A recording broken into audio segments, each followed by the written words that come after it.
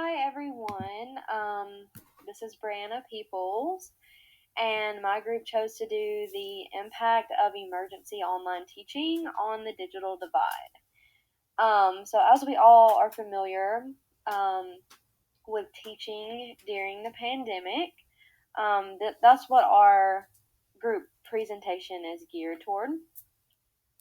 So one of the challenges that I thought of immediately when I saw this topic was the challenge of making sure that students have access to Wi-Fi at home and that it is reliable access to the internet. Um, One thing that I found through my research was that the digital gap is not something that I really think about often, but it is narrowing between rural and urban areas. It's not, closed by any means, but it is narrowing. According to Lee, 2/3 of rural households report having access to the internet. Low income families, they tend to depend on smartphones to get on the internet or use their data to do that. So it kind of makes it difficult when these families do not have devices like laptops, tablets, or desktops for their children to use for school. So I've never done a Zoom call or anything like that on my phone personally. I always use my laptop, and I could not imagine doing that on my phone. And trying to get on different platforms, like as a student, just on my phone.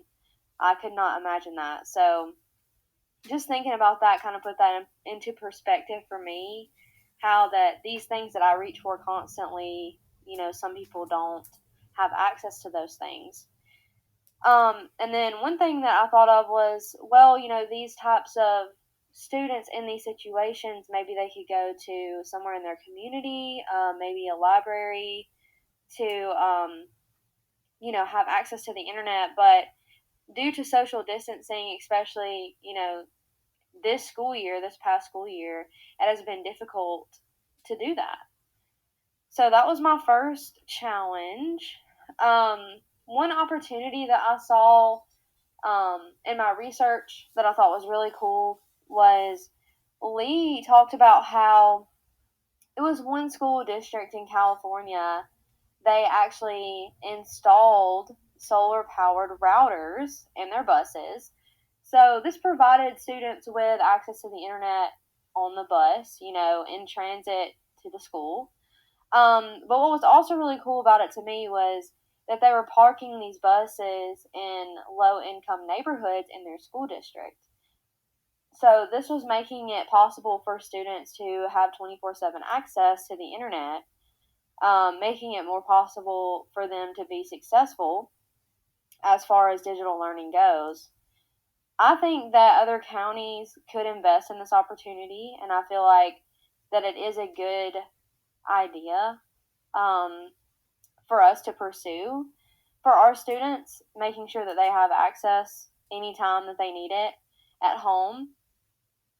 I do not believe that these are necessarily long term solutions to kind of bridge that gap, but I do think that it is a step in the right direction. Okay, so moving on to my next challenge. So, as we all know, I'm pretty sure everyone is familiar with teaching online. If you have not had the privilege, this is one of the challenges that I have personally seen. So, it is kind of hard as an educator when your students are not logging in to your Zoom or to whatever platform that you're using, like Google Meet, or whatever you may be using. It is kind of frustrating, and as an educator, I have dealt with that frustration and that guilt when you're not able to teach your students the lesson that you had planned. So one question that popped in my mind is, if students are not logging on, how can we as educators reach them and make sure that we do?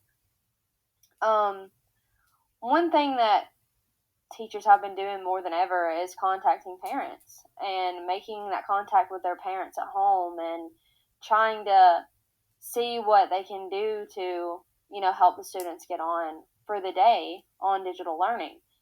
I do think that one thing that we need to do as educators is just make sure that we are being encouraging and we are being kind to parents whenever we do reach out, because like I talked about earlier, it is easy to get wrapped up in the frustration or the guilt as an educator, but we definitely need to make sure that we are encouraging our students and our parents to get involved and be present during our Zoom or our Google Meet.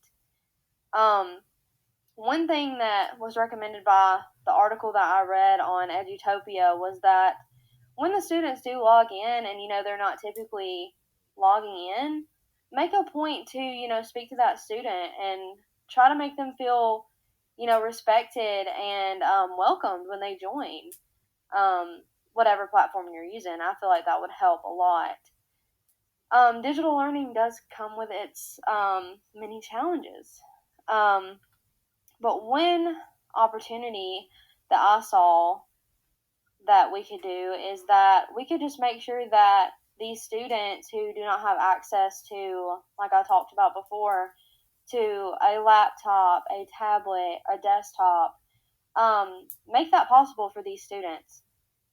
So I did want to quote this. Lee explains that in fiscal year 2018, the National School Lunch Program provided low-cost and free lunches to 29.7 million children in households with incomes at or below 130% in poverty. So this kind of put it into perspective for me, what we could do here, and Lee talks about this idea. So it would be really cool if schools and libraries could combine their efforts and supply these households in need with a device and a hotspot. And some of these households, they might not need both. Maybe they just need a laptop or a device that is internet enabled. Or maybe they just need a hotspot. Maybe they don't have access to the internet at home. But I think that making these available to these students and these families when they come to get their lunches, and have that there at the same spot where they come and pick up those lunches, I feel like that would just be a great idea to have there. So we can be like, hey, you can sign this out if you need this at your home. You need a device to get on the internet or you need a hotspot. Because these are tough times that we have been in this school year. And I feel like that could alleviate some stress on these households and help these students have access, and just to help them be successful during this time that we're using digital learning. But that's about all I have. So thank you for listening. My name is Brennan Karstens, and this is my portion of this group project.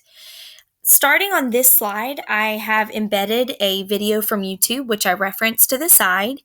And this video is an overview of COVID-19 and the digital divide. So, how COVID-19 has impacted the digital divide on schools. The article and video can be found online. This is from the RAND Corporation. So, I hope that you can watch this video and decide for yourself about the digital divide and how COVID-19 has impacted that.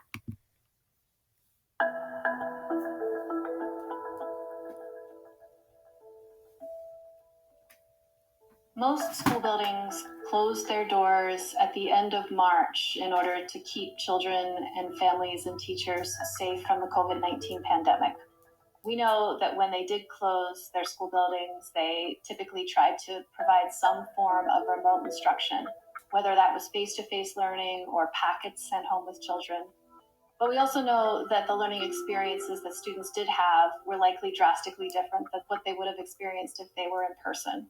For example, based on our research, we know that about 12% of teachers indicated that they were able to cover all or nearly all the curriculum they would have covered if schools had remained open.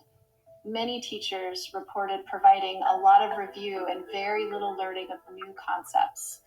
We also know that many teachers were unable to contact students or families. And of course, these issues were even bigger in schools with higher poverty, in schools with students of color. Teachers in schools that serve more vulnerable populations typically reported being less likely to be able to contact all families. They reported being less likely to address all of the curriculum they would have covered, less likely to provide instruction in new concepts, and the list goes on. And so many students were at a disadvantage during the time that school buildings were closed and likely had inequitable opportunities to learn.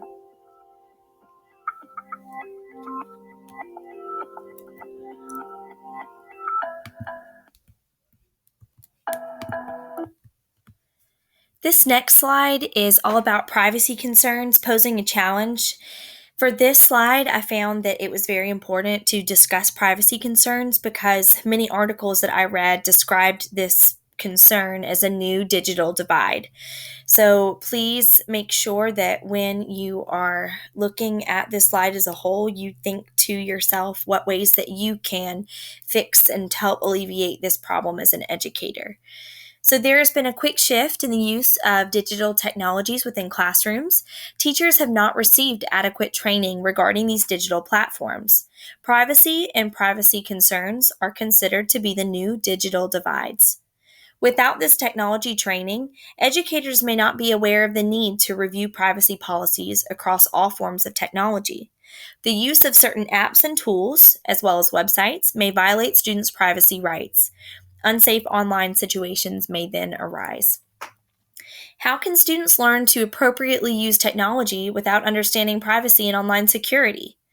This question has also contributed to the growing digital divide. At the bottom, I went ahead and referenced the article that I obtained this information from.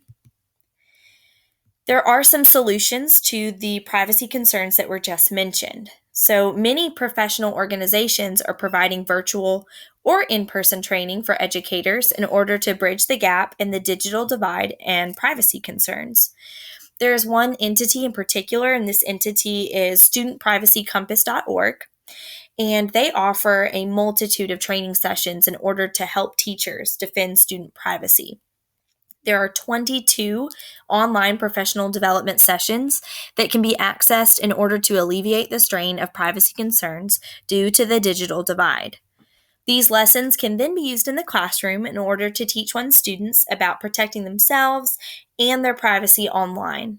Digital literacy helps to soften the digital divide.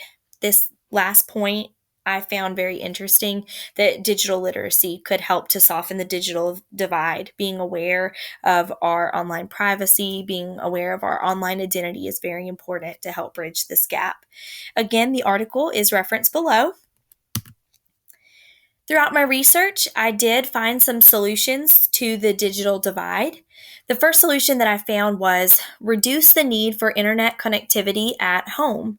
So a way that we could help implement this within the school setting would be to choose devices that store programs on an internal drive or flash-based memory, such as laptops, iPads, or tablets.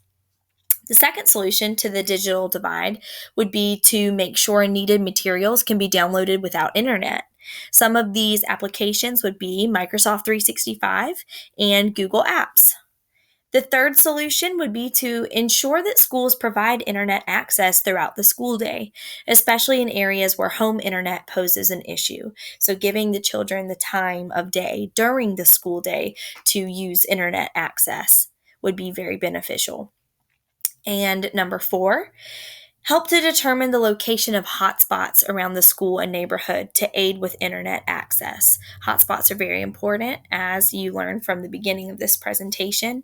So helping to determine those locations would be beneficial for the students and parents alike within school districts. This slide is a continuation of solutions to the digital divide, and number 5 here would be to inform parents and students about the free internet access offered at public libraries, YMCAs, YWCAs, and other community centers. And solution number 6 would be to inform parents about other low-cost alternatives to consider. These alternatives can be found alongside nonprofit organizations, as well as telecommunication providers.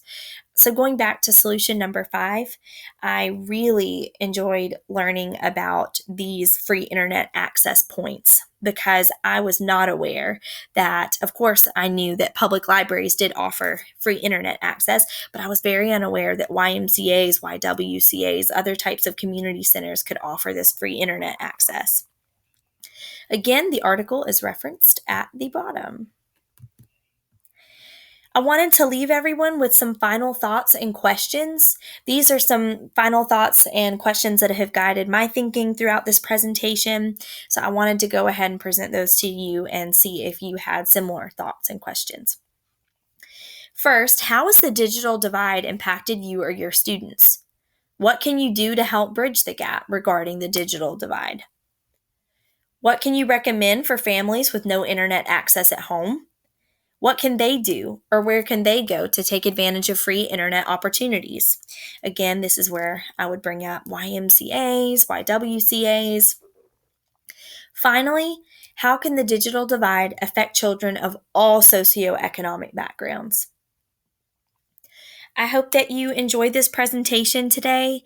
If you do have any final thoughts or questions or just comments from your own thoughts, please feel free to leave that comment or question in the discussion box alongside this video, and I or the rest of my group members would be very happy to answer your questions and thoughts to the best of our ability. Thank you.